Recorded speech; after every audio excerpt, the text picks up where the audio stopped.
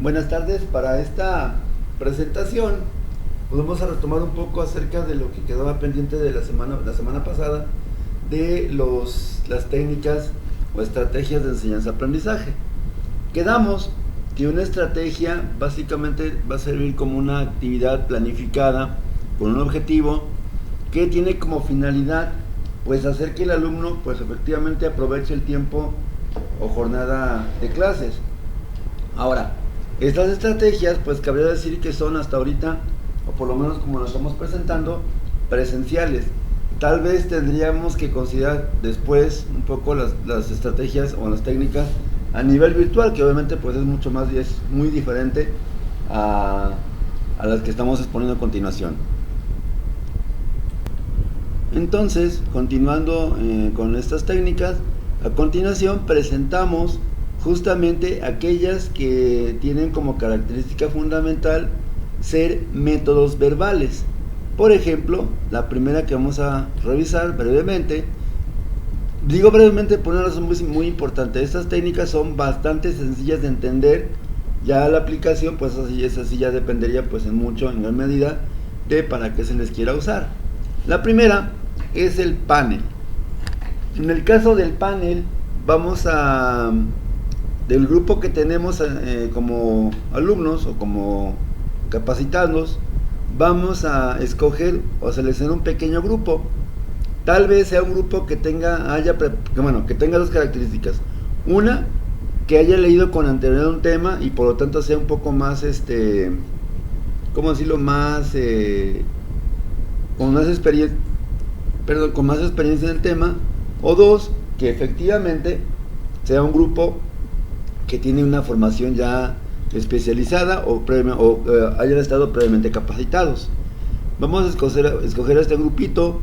Vamos a seleccionar del resto de los participantes a una persona que funja como moderador, y finalmente la técnica en cuestión sería básicamente la siguiente.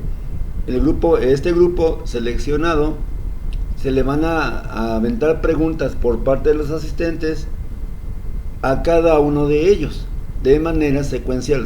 Supongamos, si por ejemplo están 5 personas en el podio, en el estrado, pues esas 5 personas van a opinar una por una. Ya el criterio de quién va a empezar y quién termina, bueno, eso ya depende de cada situación particular, pero en esencia esto permite conocer un tema a mayor profundidad con un enfoque mucho más cercano, más especializado, ¿sí?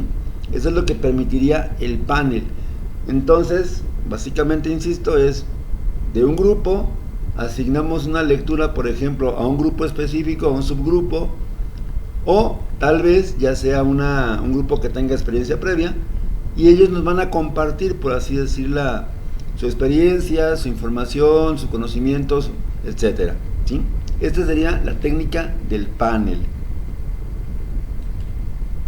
Tenemos otro que de igual manera es similar al panel, nada más que en este caso no hay un grupo que esté al frente como panelistas. No hay panelistas. En lugar de panelistas va a ser solamente una persona que, igual de la misma manera que en el caso anterior, va a ser un experto en su campo, donde previamente se le va a asignar un tema que él va a tener que desarrollar. Es decir, esta técnica llevaría 2 fases. En la primera se asigna el tema, en la segunda se le da a conocer a la persona que va a ser el experto, o la persona que va a ser entrevistada, se le da a conocer este tema para que justamente en función de este tema pues responda las preguntas que van a tener que hacer, ya sea en equipos los alumnos o de manera individual. Ahora, en este caso, en lugar de ser solamente una ronda de preguntas y respuestas, va a ser hecha en un formato de entrevista. Es decir, una persona de los asistentes va a ser quien va a conducir la entrevista. La ventaja de esto es que finalmente, como ahorita comentaba, puede suceder que se construya la entrevista de manera grupal o en equipos, finalmente se cotejen o se confronten o se expongan en plenaria para posteriormente realizar la entrevista con esa persona. Otra modalidad, bueno, aquí ahorita estaremos hablando, por ejemplo, de cuando el experto está dentro de los alumnos, pero también puede ser, y esta es la ventaja de esta técnica, que sea una persona del campo profesional o de un campo especializado real, es decir, que no esté actuando o nada más que haya leído un tema y ya con eso lo va a dominar. No, puede ser la persona que efectivamente sea conocedora o conocedor del tema que se está tratando y por lo tanto se le va a entrevistar. En cuanto a la duración de esta técnica, bueno, puede ser máximo 45 minutos a una hora, donde se va a desarrollar esta dinámica de entrevista. En el caso de que sea una persona externa al grupo, pues sí se le tendría que pues respetar mucho la parte del tiempo y lógicamente también se trata de entrevistar o preguntar sobre el tema en cuestión, nunca de manera personal, ¿sí? Número uno, es algo de mal gusto, tal vez preguntarle a una persona que está siendo entrevistada de manera pública, lanzar alguna pregunta que no venga en el tema originalmente desarrollado y que sea personal. Sería como una recomendación que yo pudiera hacer al respecto a esta técnica de instrucción o de enseñanza-aprendizaje.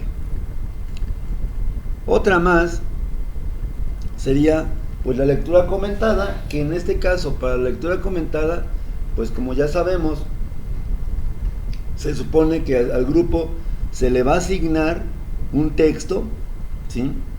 Pero a diferencia de otras formas, de otras estrategias, como por ejemplo el cuchicheo o Phillips 66, el mismo instructor o el mismo docente va a ser el encargado de conducir la lectura, es decir, se va haciendo la lectura tal cual. Lógicamente todos los participantes tienen que tener su material para seguirlo, se pueden asignar hojas para tomar notas o lápiz para que vayan haciendo en sus copias o en sus textos, vayan haciendo sus anotaciones, y en este caso el instructor simplemente lee y al mismo tiempo que va leyendo va haciendo un análisis de todos y cada uno de los elementos que al propio juicio del instructor o del docente sean necesarios aclarar. Lógicamente en este caso puede haber también preguntas y respuestas. Finalmente esa es la intención, que los alumnos no permanezcan nada más como simples receptores o simples oyentes, sino que también se involucren en el proceso de participar en lo que es la lectura a través de sus preguntas que vayan surgiendo sobre la marcha. Se recomienda ampliamente que esta técnica no sea, ¿cómo decirlo?, abusada, es decir, que no recurramos de manera muy continua a esto, sobre todo porque se perdería mucho la vivacidad o la dinámica del trabajo. Lo más recomendable sería a lo mejor como una forma, una estrategia de iniciar un tema nuevo, ¿sí? Eso pudiera ser también una recomendación que se puede hacer al respecto a la estrategia de lectura comentada. También se recomienda que no sean textos demasiado largos o demasiado técnicos, es decir, que sean textos a lo mejor a un nivel profesional o, por ejemplo, obra original de un autor, porque lamentablemente pues a veces tendríamos que contextualizar todo la obra del autor y el autor mismo para justamente poder entenderle, y a veces no hay tiempo para ello. Simple y llanamente podría ser una selección que el mismo instructor o docente ha modificado para hacerla más atractiva o más pues más fácil de digerir. Después tenemos otra técnica que se va a llamar, como ahorita comentábamos, el cuchicheo o diálogos simultáneos. Consideramos que una parte importante de todo el labor docente dentro de un grupo es justamente enfocarlos a la actividad que están desempeñando. Esta actividad pues lamentablemente no suele ser muy sencilla que digamos, habrá que a veces ser un poco más puntuales, más estrictos incluso con la cuestión de la disciplina, con la cuestión del orden. Y en este caso, para esta técnica, al grupo total lo vamos a dividir en parejas. Una forma, digamos, didáctica o amena de hacer esto es previo al inicio de esta actividad, como una forma de una dinámica de activación, pudiera ser implementar algún tipo de juego, la telaraña, encontrar tu pareja, de repente círculos concéntricos, donde básicamente para establecer las parejas se va a recurrir al azar. Muchas veces, y lo sabemos quienes nos dedicamos un poco a esto, cuando se pide que hagan parejas, casi siempre se interactúa con él mismo, con la misma persona, o con alguien con quien tengo mucha confianza. Esto pudiera ser bueno en cuanto a que pues ya no hay tanta restricción en cuanto a las formas de hablar, pero también pudiera ser un poco contraproducente porque pudiera caerse en la situación de perder tiempo de la sesión. Entonces, una vez que están conformadas los grupitos, las parejas, se va a discutir y se va a dialogar el tema, pero exclusivamente en binas, en parejas.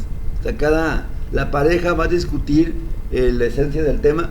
Lógicamente también, antes de realizar esto y antes tal vez de realizar la dinámica de activación, se tuvo que haber leído el texto a revisar o analizar, ¿sí?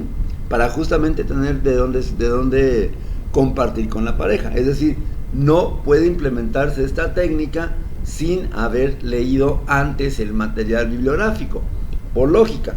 Lamentablemente pues no se puede discutir o no se puede dialogar sobre algo que en realidad no se conoce. Entonces, una vez que se selecciona, que se discute el tema, pues también van a posiblemente surgir muchas dudas o problemas o temáticas paralelas a lo que se esté revisando, y es la labor del docente o del facilitador pues justamente discutir esos problemas, zanjar las discusiones y aclarar dudas, de tal manera que esta técnica del cuchicheo o diálogos simultáneos pues suele ser bastante atractiva en cuanto a que no es la clásica ponencia o plenaria, la conferencia o el típico trabajo en equipos donde se asignan grupos y de repente tienen que escoger un representante, y el representante es el que opina todo. No, en este caso básicamente las dos parejas son las encargadas de realizar esta actividad de exposición y de discusión del tema, del material. Pasamos ahora a realizar una que se llama Phillips 66. Se llama así justamente por el autor que la propuso, que obviamente se apellidaba Phillips, no recuerdo el nombre, y 66 por justamente el número de integrantes que se van a componer en cada equipo de trabajo. Esta técnica básicamente puede ser implementada solamente con grupos numerosos, donde a lo mejor un trabajo en Vina sería muy difícil, o también de repente no estén todavía acostumbrados a realizar actividades como panel o como entrevista o como discusión o foro. En este caso, para la Phillips 66 vamos a dividir al grupo en subgrupos de 6 personas cada uno. Igual, de la misma manera que en el anterior caso, se puede echar mano de alguna situación didáctica, alguna técnica lúdica o un juego para hacer los grupos. Ahora, consideramos en este momento que uno de los principales retos a los cuales se enfrenta un docente al estar trabajando de manera grupal con un grupo de alumnos, justamente va a ser la cuestión del tiempo. Generalmente la técnica más común que usamos en el trabajo en equipos es se hacen los grupos, se asigna el texto, se asigna la actividad, y lamentablemente sean tal vez 15 minutos, 20 minutos según la extensión del texto. El problema es que justamente los primeros minutos sí es un poco la actividad. Cuando el docente empieza a presionar un poco por el tiempo de que se ya acabaron todos, de repente nunca falta algún grupo que no ha acabado, pero porque simplemente no ha iniciado, no tanto porque no esté muy enriquecedora la situación didáctica, simplemente a lo mejor no ha empezado y por lo tanto pues está rezagando. Para evitar este error, justamente se asignan única y exclusivamente 6 minutos. 6 minutos donde se va a discutir y debe de llegarse por equipos, o sea, en cada equipo, a una conclusión. ¿A qué nos obliga esto? Bueno, nos obliga fundamentalmente a mantener la atención forzada y obviamente focalizada en el material que se está revisando. Y también se supone que en este caso evita la divagación y la pérdida de tiempo. Ahora, después de que cada equipo trabaja o termina sus 6 minutos, pues van a ser, supongamos que son 6 grupos de 66, tal vez por eso los 66. Después de acabar esto, va a ser mucho más sencillo escuchar las conclusiones de a lo mucho, supongamos, 6 personas. Cada una va a pasar a aportar sus conclusiones al grupo, y el docente o el instructor puede intervenir justamente para zanjar discusiones, aclarar dudas y etcétera, ¿no? Entonces esa es la importancia del final 66. Hay algunas variantes que serían las 55, 44, incluso hasta 33. Ya más para abajo no, porque sería básicamente cuchicheo. Y obviamente en 2 minutos un tema, o en 3 minutos un tema, sí es un poco de tiempo para hacerlo. Sin embargo, lo idóneo que diseñó justamente el autor Phillips es justamente los 6 minutos en grupos de 6 personas.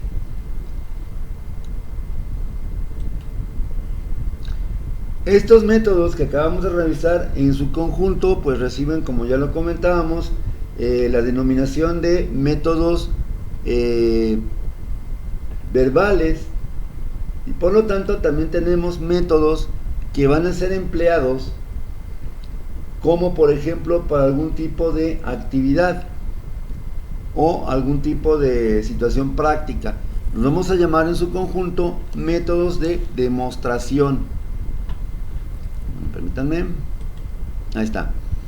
En cuanto a las técnicas demostrativas, se supone que el instructor es el experto, es la persona, el docente es el experto, y es el que va a demostrar paso por paso cómo realizar una tarea o una actividad de aprendizaje.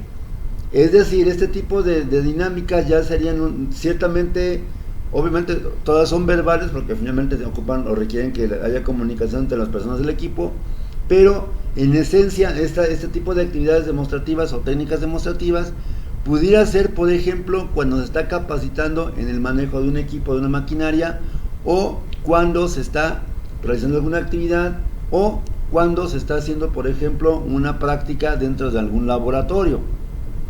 Quienes a lo mejor en algún momento dado les haya tocado la técnica o aprender computación en un salón de clases, justamente es la técnica que se emplea por el docente. Invita a los alumnos a participar, a que participen en su computadora asignada, se da una actividad y el docente tiene que estar al pendiente de cómo se desarrolla esa actividad. Sin embargo, esa sería una forma de hacerlo. Como lo propone el autor, en este caso, las técnicas demostrativas serían: primero lo voy a hacer yo, después voy a ejecutar todos los pasos justamente necesarios para realizar esa operación, buscando desarrollar habilidades psicomotoras, y básicamente, pues en este caso, lógicamente pretendo explicar el funcionamiento de un aparato o realizar alguna actividad. Aquí obviamente este tipo de técnicas entrarían en su conjunto en aquella situación de aprendizaje que le llamemos comúnmente taller, ¿sí? Donde un taller se trata de que el alumno, después de un proceso de enseñanza-aprendizaje, va a tener que desarrollar o hacer algo, y estas técnicas entonces básicamente son las más recomendables para justamente realizar algo. Aquí tendríamos que hacer primero que nada una aclaración. Esta técnica funciona solamente cuando se trate de enseñar alguna habilidad, no tanto algún conocimiento meramente discursivo, porque justamente dado que es una situación, una técnica donde yo voy a hacer algo, mis alumnos tienen que justamente ir conmigo a la par de lo que estamos haciendo, ¿sí? Otra técnica que entra en esta familia o en esta agrupación de técnicas de demostración, pues es el estudio de casos.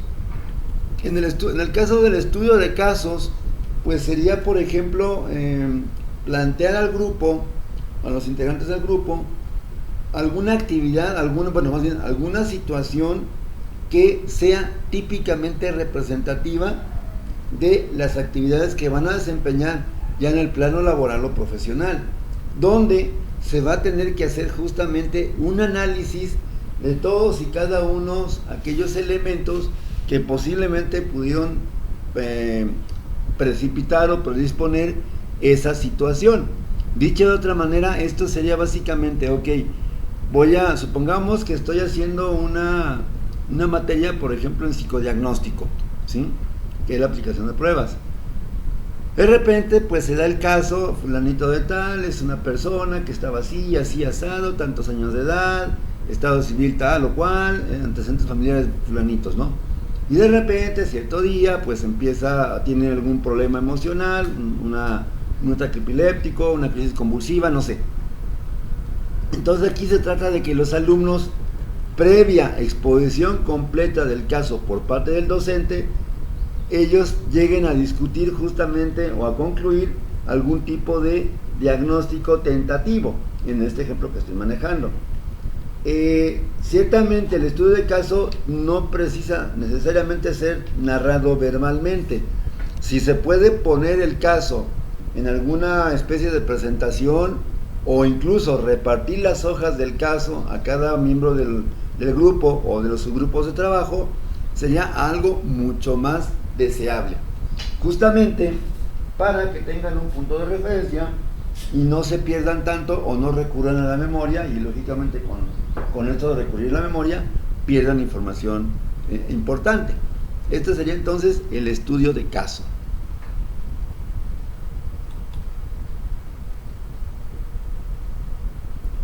Sin embargo, tenemos también dentro de esta misma categoría lo que llamamos comúnmente técnicas de acción, que en este caso sí ya implica que los alumnos desarrollen ya tal cual algunas de las habilidades o conocimientos o ambos que hayan adquirido durante un proceso de formación. Bien, entonces pasando a estas técnicas, vemos por ejemplo que ya implican realizar, como comentaba, algo, y por ejemplo la más representativa y tal vez la más conocida dentro de este grupo de técnicas es el sociodrama, ¿sí?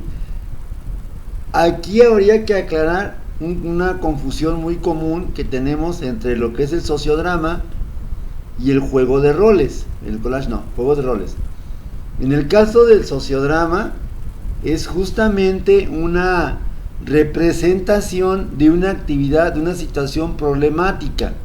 No es tanto actuar, por ejemplo, cómo se soluciona el problema, sino bien de alguna manera presentar el caso, la situación conflictiva, donde va a haber, por ejemplo, ideas contrapuestas, acciones contradictorias, que una vez que termina esta representación, esta actuación por parte de un subgrupo del equipo, un subgrupo del grupo completo, el tartamudeo, una vez que se haga esa representación, el grupo va a tener que discutir justamente después de que se profundice en la información. Es decir, el sociodrama es la actuación solamente de la situación problemática.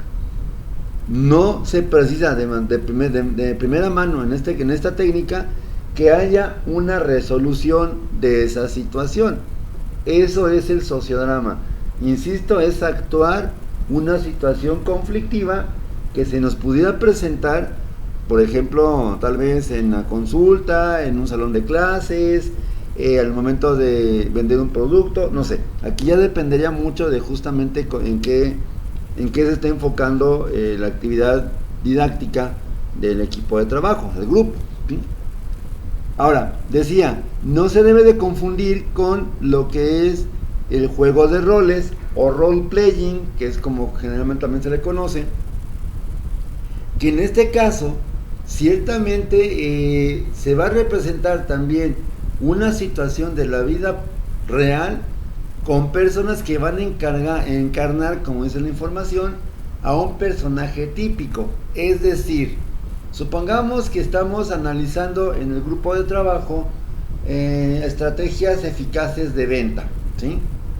Esto significa entonces que se supone se trata de formar en los alumnos o desarrollar habilidades para realizar una venta exitosa. Si partimos, por ejemplo, una vez que hayamos expuesto el tema con los alumnos acerca de lo que es cuáles son las técnicas más efectivas, cómo es, por ejemplo, lo que es la persuasión, el llamar la atención, la negociación, etcétera. Una vez que hagamos todo esto, entonces podríamos proceder al juego de roles, donde los actores van a representar a un personaje típico, es decir, de alguna manera incluso sobreactuarían el papel tal vez de cliente difícil, supongamos, ¿no?